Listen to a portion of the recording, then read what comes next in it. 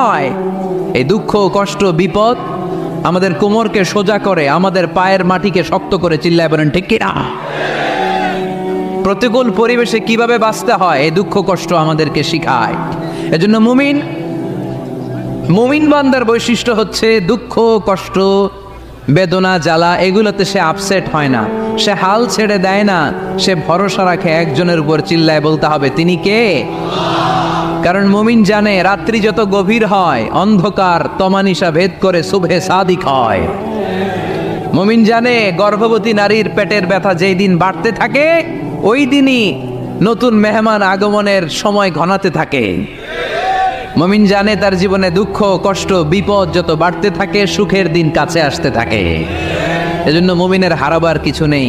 ইন্না মাআল উসরি ইউসরা, ইন্না মাআল উসরি ইউসরা। নবী হে, কষ্টের পরেই আছে আনন্দ, দুঃখের